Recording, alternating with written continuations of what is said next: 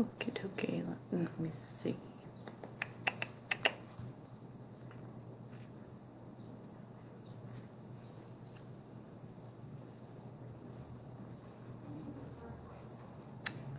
Okie dokie.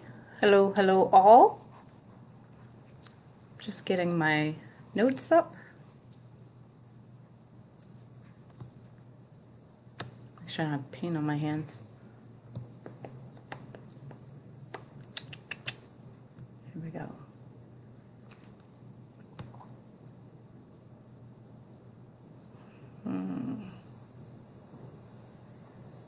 All right. It's been a crazy busy day. It's been an awesome, wonderful day. The last couple days have been really great. Hold on a second. Let me just click one thing here. Let me maximize this. If you are watching, say something, say hi. I'm going to go through my little spiel and then we will get to questions and things like that. So, hold up a second because I feel like, there we go. Actually, maybe I'll do this. There we go, here we go. I think that's better. Hey, Josh. Yeah, so, unfortunately, Josh just said, well, not unfortunately, Josh just said, unfortunately, I wasn't able to get onto phone bank because I was making calls to other people who have been endorsing me and organizations and getting a whole bunch of other stuff in order. But my team and other volunteers have been on since 4:30 this afternoon making calls. And Josh just said, by the way, we just got off of our phone bank. So, yes, and I got that list, Josh, and I'll talk to you about it. And phone banking, where we made about 100 calls to voters in less than 5. Hold up a second. Your comments.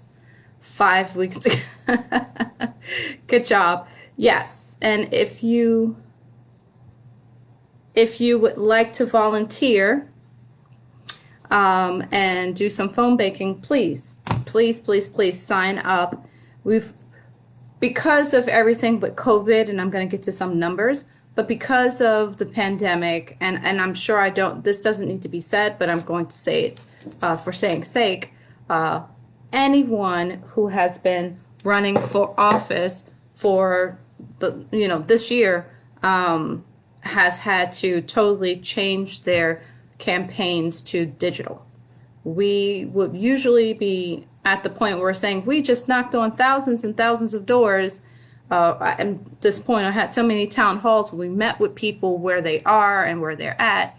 At this point, we would be saying that, but that's not what's happening because we can't knock on doors because of the lockdown, because of New York pause, and because of the pandemic.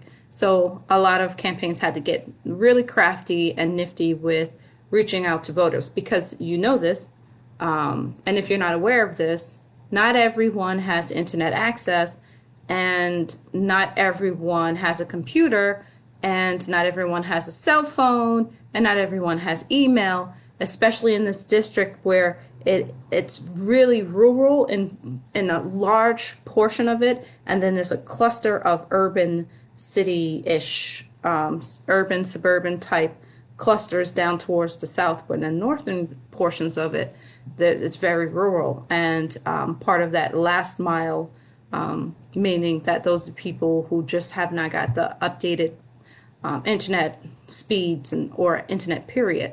So we've got to reach all those people. We usually would knock on doors, but we can't do that during this time. So calls, emails, texting, sending out mails, that's pretty much non-contact, remote contact, which is a little frustrating, but it's a test, and it's a test to see if you're running for office, if you want to do this, then you continue to do it and you try your best to make sure that you reach out to everyone. And I mean, it's a test. If you don't do it, then you're not really truly into it, into being a voice for the people. Okay, that's my spiel. I wasn't planning on saying that, but I did. Thanks for bringing that up, Josh. Okay, so COVID update. This may be one of the last town hall COVID updates that we do, because we're phasing out of lockdown. I think that for the most part, everything that needed to be in place while we were on lockdown was put into place. I should say most of what we needed to be in place has been put into place. And so now we're phasing out of that. There's a lot of other stuff that I think that could have been put into place, but I'm not going to talk about that right now. We'll save that maybe for tea with Teresa or something. But for the most part, there really isn't a need for us to keep doing the COVID updates, but I will always stick in these are the statistics now, this is where we're at. I will do that, but I won't stay specifically on that. Not like I've been. I always go off on a tangent on something, especially if someone posts a comment. I always end up saying something. Okay, so to COVID. As of today, we've got 354,370 total cases, 22,976 deaths in New York State. And this is all New York State numbers. If you want to get more specific numbers for all of the different parts of the district, you can go to teresaforsenate.com/COVID-19, or just go to teresaforsenate.com, and one of my team will put that in the comments, and you can see towards the bottom of the page, after you get through all the statistics, the different sections for our district. But we also have a link directly to, I think it's the New York State Department of Health COVID tracker, and you could look for our specific portions of the district. Sorry, I don't know, I can't English today. It happens. All right, so again, 354,370 total cases in all of New York State, 22,976 deaths in New York State. I really want that number to be so much lower. This is so... to reduce the risk of spread, certain things have been enacted. I know we posted some things about CDC guidelines on the schools. My communications director, Paul, wanted to make sure that those things were actually correct. And I'm assuming because it got posted that he did his research and most of that stuff is correct. I know someone had posted saying that because a word was misspelled, which happens, right? That it may not have been completely legitimate, but, and I'm sure our team will recheck and triple check to make sure that's so. But the schools, the guidelines for the schools, I know I have 4 children and my 2 youngest are still in school. Thinking about like them going through that, it's not really realistic. So it's really curious how they're going to do that. And also to reduce the spread, the risk of spread, summer school and summer camps and summer programs are the issue now, because we're getting towards the end of the school year. What do we usually do? We sign our kids up for a sleepaway camp, or we sign them up for day camps, and plus a lot of us are going back to work. So YMCA is usually one of the camps that people send their kids to because they work throughout the summer, so they need, daycare or some activity for their children to do during the summer, and this is usually what we do. But this is the new world. So to reduce the risk of spread, summer school this year will be conducted through distance learning if children have summer schools. Meal programs and child care services for essential employees will continue. The governor was asked today exactly what we're going to be doing about summer school and all, and he said, I don't have the answer. So, and then he went on a tangent with a partial answer, but it's just, we don't know what to do, and I'm kind of happy the fact that he didn't just say this is what we're going to do and talk out of his behind, which he kind of sort of ended up doing. But And initially he said, I don't have the answer because we're not sure how it's going to look. We're still trying to figure it out, including in the case of opening up schools in the next couple of weeks, which I don't think makes any sense. And most of the parents I've spoken to are not going to be sending their children back. Even with the guidelines that CDC has put forward, it's just not going to work. It's not realistic. New York State is now investigating about 157 cases of the COVID-related illness affecting children. I wish I knew more about what was going on with this, except, what's being said. I'm really curious to know everything. And I think everyone is, right? Not just me. But even when COVID first came out, we were like, what is this? What exactly is it? Is it just another flu? Is it SARS? Which is coronavirus? But what exactly is this? And now we have this new illness, and we're all right back to the same state. We're asking, what exactly is this and what's going on? And it's very frustrating. Just when we think we're out of the woods, we're not. So the warning is to urging parents to watch out for symptoms of this multi-system inflammatory syndrome and to seek care if your child has symptoms. And you can find that on the website also, and newyorkstate.gov, the governor's website. You can find all that information. I don't think we have that up, but if we don't, it will be up where it can be easily accessible instead of you clicking through a whole bunch of websites. The Capital Region will be able to enter phase 1 of reopening, and that was Wednesday the 19th. When I heard that, I was like, woohoo, and I meant to talk about that yesterday, but hey, things happen. So I'm woohooing, but I'm also like, oh my gosh, what exactly do we need to do? And I think we had that posted. If not, it will be going up soon, what phase 1 looks like. Let me see. I can't pull it up on my computer, but I will definitely pull it up for you, and I'll read it off to you. I should have had this up. Let me see. Go to this, and I will tell you what that looks like.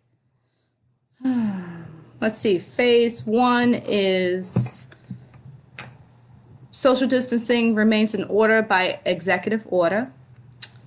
Phase 1 involves the return of some employees to certain businesses, but all New Yorkers are asked to do their part to continue social distancing in the fight against the pandemic.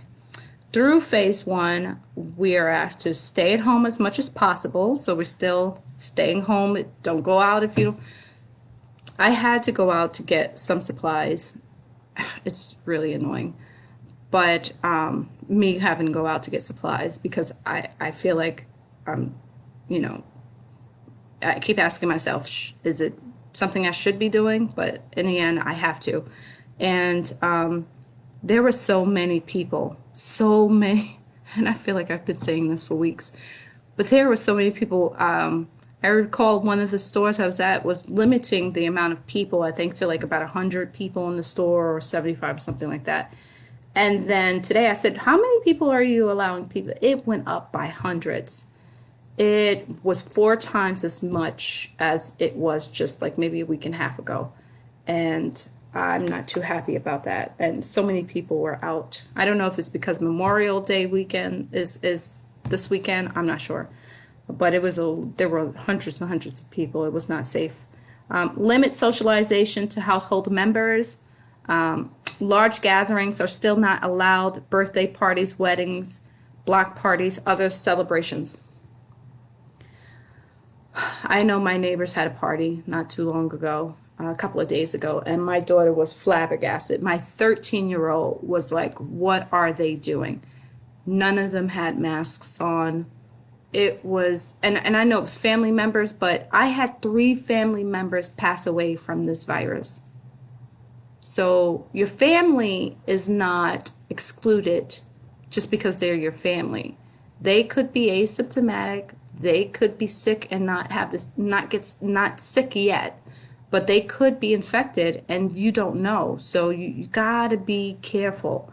So going back to that other point, limit your socialization to household members. This is a holiday weekend coming up, and I know everybody wants to be out barbecuing with family and everything, but we're going to have to forego that for now. Just for this year, we have to be safe. Wear face coverings, masks in public, wash hands frequently, limit shopping. Yes, if I didn't have to go out and get food and stuff because everything can't be delivered, I wouldn't go out.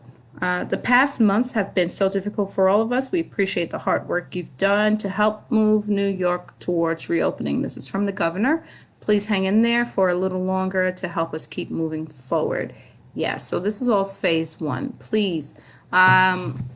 A lot of stores are saying that you should not, that you cannot come into the store if you do not have a mask on, and they're offering some hand sanitizers. I know at least when I had gone to Aldi's, they're cleaning, for the last few weeks, they've been cleaning their carts, giving people hand sanitizer and things like that. But I was at a store today, I won't say which store, because I complained very loudly that one of their employees had just come on and started to help people because it was extremely busy, like I said, and he did not have a mask on. He's this close to his co-workers, speaking in their face. They have masks on, but he doesn't.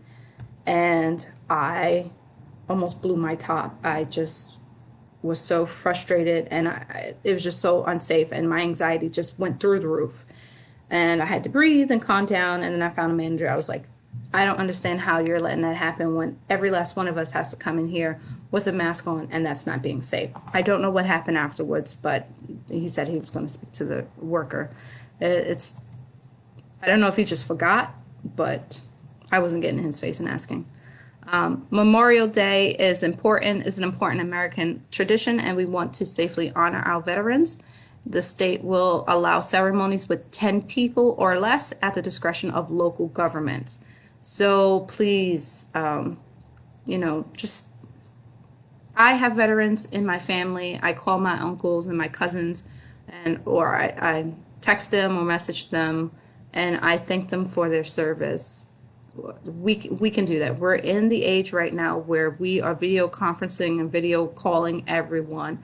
Please just stay home as much as possible. This is important. Judges and staff will be returning to courthouses in 30 upstate counties starting this week. We now have more testing capacity than New Yorkers are using. We need to use our full testing capacity as we reopen. And I know what he's asking is that go get tested. And he went through some criteria. If you know someone who is an essential worker and you've been in contact with them and they may have been exposed and they got tested, you should get tested.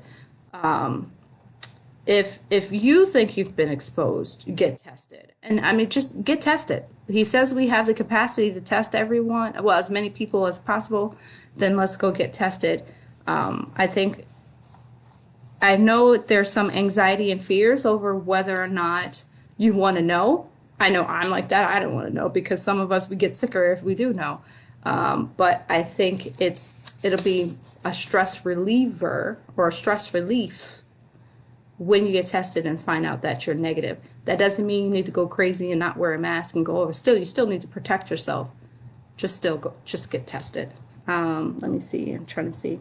I'll get to some questions in a minute. All right. Let me see. And I think there's so much more. I don't want to go through everything, but you can find everything on our website. I'm just going to scroll through and see if there's anything that I want to point out. New York on pause is extended to May 28th, just in case you didn't know, for regions that don't begin reopening today, which was yesterday. But as soon as a region hits its benchmark, it comes online immediately. It does not have to wait until May 28th. So as part of phase one reopening, residential and commercial construction can resume in the regions that have met the benchmark. Indoor and outdoor work allowed. Masks must be worn within 6 feet of another worker. I think it was last week The governor said if you're taking a walk and it's just you, you have your mask with you, you can take it off, you're walking around. But as soon as you see someone coming toward you, or you know you're going to be getting close in proximity to that person, put the mask on. So I just say wear a mask all the time, but that was his example. So New York State is working to build a strong medical manufacturing supply chain in our own state, and we never again want to be in the position where we need to rely on foreign imports to get critical supplies. So if you haven't taken a look at my website, one of the things, and this has been an issue that I've been talking about for years now, that I speak about is, and I want to stress this, is that we need to work not only towards being more green, but being organically sustainable. That means that if something like this happens and everything shuts down, we can't get deliveries in, we can't get deliveries out, we cannot access all of the things that the amenities and things that we're used to having because we rely so much on import. In times like this, if we work towards being more organically sustainable, which means manufacturing locally, making our own things, even living in the same neighborhood where you work, brings down urban sprawl and all that, but also patronizing small and medium-sized farms for produce, for dairy, for meat, for anything, even growing your own garden. And I had a call from a potential supporter, and he asked me, he said, but if we start growing our own food, and I kind of likened it to like victory gardens, and I explained that to him, but he said, if we started growing our own foods, wouldn't that kind of negate our dependence on our local farmers? And I said, no. I said, because we wouldn't have the capacity that they would have to really, they have acres of land that they could farm, and they actually have animals and things like that we need for food and other things. Living in an apartment, you're not going to have that. You're not going to have like 50 cows. You're not going to have like 20 ewes. You're going to have like a little herb garden for your kitchen.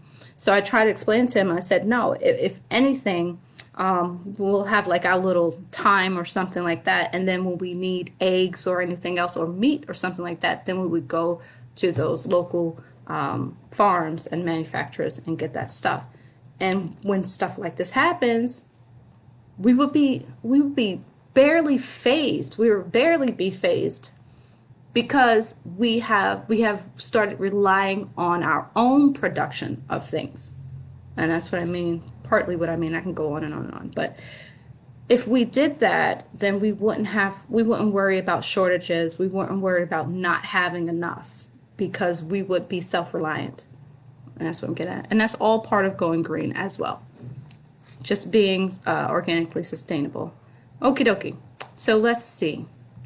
Let me see. I don't know who's on because this new thing does not show me who is. I don't see any hearts or likes or anything going up because this new thing doesn't let me see it. Maybe I need to update some things. But let's see. Questions? No.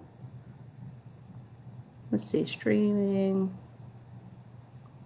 So if you're here, say, put a thumbs up or something in the comments. Say hello. If you're watching, if you have a question, you can ask me a question right here. Or you can send a question to teresaforsenate@gmail.com.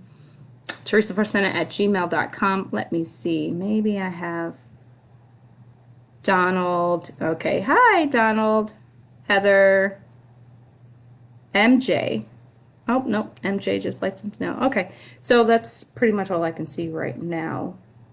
Let's see. I don't know why I can't see what I want to see here. So if you have any questions, please ask. This is a town hall. Meet Teresa, say hi, see. Let me see if I click this thing and I can see stuff. Nope, these are restrictions and I don't want to restrict anyone. If you are hosting a watch party, which I usually can see who's doing that, or if you're watching from another page, I unfortunately cannot see your, even if, doesn't matter if I'm doing it on this device or that device or my phone, it doesn't matter. I can't see the watch party in that someone else is hosting. So host, if people are asking questions or making comments, you can share it here on this page, or you can encourage them to come directly to my Facebook and, ask a question. So, I'm trying to think. I think that is pretty much it for today. It's been a really busy week. Got a new endorsement. I'm just scrolling through here to see. Hi, Heather. Local self-reliance isn't so important. Yes, it is. Yes, it is. We got a new endorsement, and I can't wait to shout that out. And like Josh said, we are ramping up our calls, making sure that we reach everyone and make sure and let them know and inform them that what's going on with voting. The presidential election is back on. Yes. And I should say the presidential primary for June 23rd is back on. Our primary is June 23rd. If you want to know more about me, if you want to talk to me directly, speak with me, ask me questions, email me, I'll contact you and we can chat. Also, the last couple of weeks we've been handing out masks, and I meant to say this yesterday. We have very few left, but there were people who signed up on the form after we did the distribution at Cocoa House, and then we didn't get to you because we had the distribution at Steinmetz. Some people did come over to Steinmetz from wherever they were to get masks. But if you signed up on the form, what I'm going to do in the next couple of days, I'm going to call you and we can set up a time to deliver them.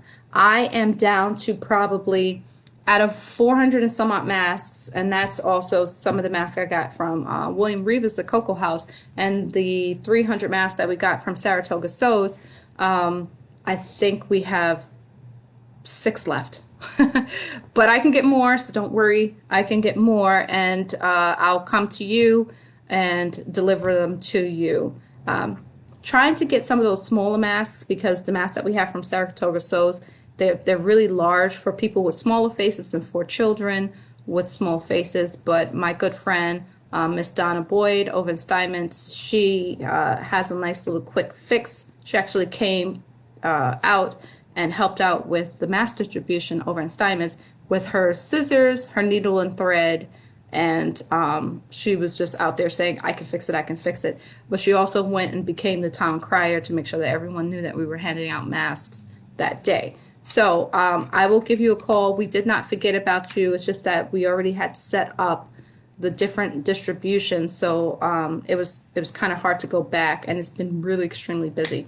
Not an excuse, but I promise you, you're in my mind. You keep me up at night because I know I have not reached you with the masks, and I promise you that's not hyperbole. It is true. I stress over these things unnecessarily, and I kind of put it onto my team when I have my little panic awakes and I go, oh my gosh, I forgot something, I didn't do this. So because I haven't gotten it done, I promise you I've been thinking about all of you who are still on the list who did not get masks during the first distribution and weren't able to join us for the second distribution. I'm going to get them to you. Don't worry about it. I will be giving you a call in the next couple of days.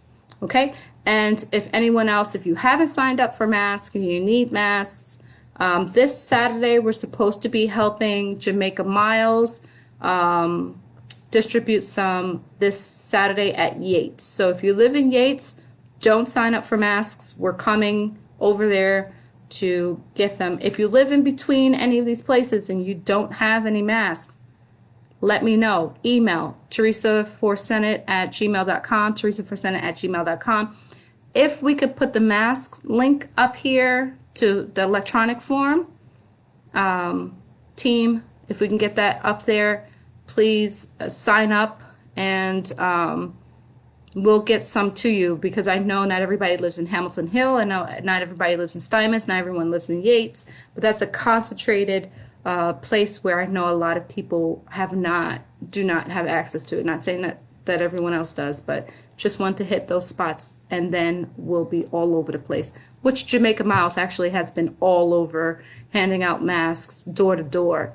As well. And Mr. Rivas, when he hands out when he delivers pizzas to all those families all over the city, and also in Albany and Troy, he also makes sure that he hands out masks at the same time. So we're getting there. It's only the three of us. We're trying our best to do it slowly, and there may be other people out there delivering masks and handing out masks. I'm not aware of them. If you're doing it, please let us know. I'll give you a shout out and direct people towards you, because we want to make sure that everyone has a mask, as many as you need, and everyone is safe and protected. Okie doke. I said I'm not going to go on for more than half an hour, and I'm 1 minute past that. So if you have any questions or comments on by Paul, okay. Any questions or comments, please, teresaforsenate@gmail.com. If you'd like to volunteer, you can also go there. You can also go to teresaforsenate.com and sign up on our Join Us tab to do calls. And let's win. Let's turn this red seat blue. Let's win this primary and move on to November. Actually, yeah, right, January. Get in there. Okay, everybody. Today I don't have tea. I thought my daughter's gonna have I have cucumber water with lemon. I've been craving this. I don't know why, but it's good for your skin. It's good for your hair and nails. So my daughter made some, and I thought I would have a cucumber in it. So I'm going to say this: stay safe, stay healthy, and drink cucumber water, maybe. Okay.